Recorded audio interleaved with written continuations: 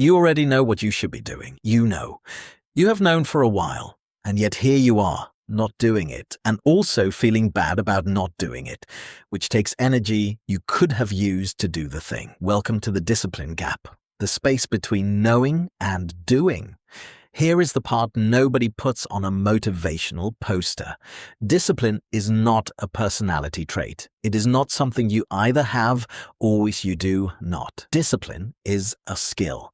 And like every skill, it can be built, trained, and made automatic. The problem is that almost everything you have been told about how to build it is wrong. You have probably been told discipline is about willpower, that if you want it badly enough, you will do it. This sounds reasonable. It is also almost completely backwards. Because here is what the research actually shows. Psychologist Roy Baumeister at Florida State University spent decades studying self-control, and what he found changed everything scientists thought they knew about human behavior. His first major finding, willpower, is a limited resource. It depletes through use, the same way a muscle fatigues under weight. The more decisions you make, the more resistance you fight throughout a day, the less capacity you have left by evening. This is why your discipline is strong in the morning and gone by 10 p.m., when you have made 400 small decisions and your brain is running on fumes. It is not weakness, it is just math. But Baumeister's second finding was the one nobody expected, and it is the one that actually changes things.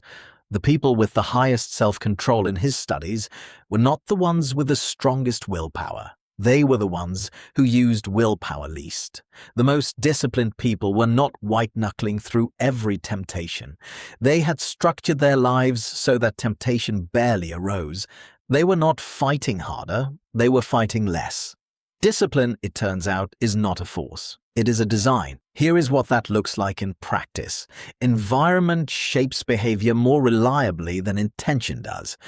If your phone is on your desk and you want to read, you will check your phone. If your gym clothes are not out and you want to exercise, you will not exercise. Not because you are lazy, because your brain follows the path of least resistance unless you deliberately change the path before the moment arrives. You put the book on your pillow, you put your phone in another room, you make the hard thing easier and the easy thing harder. You are not relying on willpower in the moment. You are making the right choice, inevitable, before the moment even starts. Now here is the third piece, the one almost nobody talks about.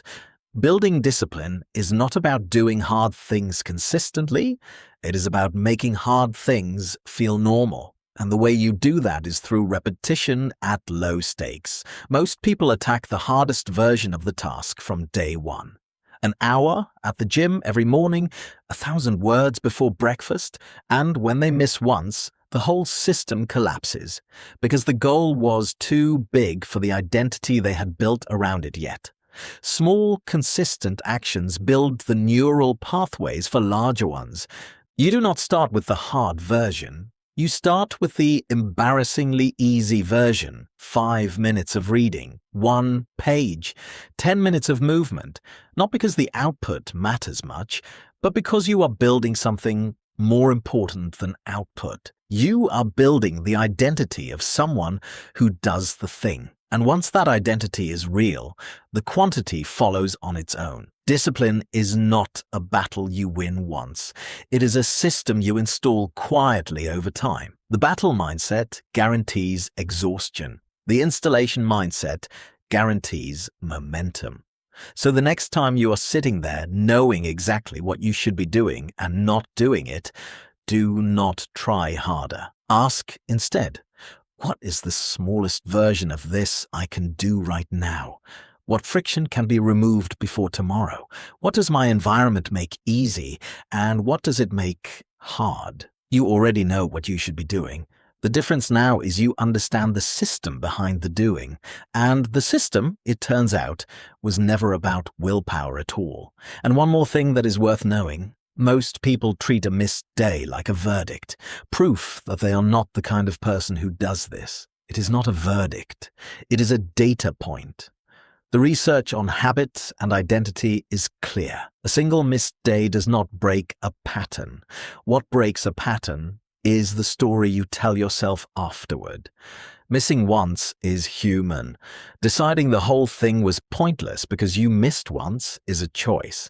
A very predictable choice your brain makes when it is tired and looking for a reason to stop. Recognize it for what it is, and then do the embarrassingly small version tomorrow anyway.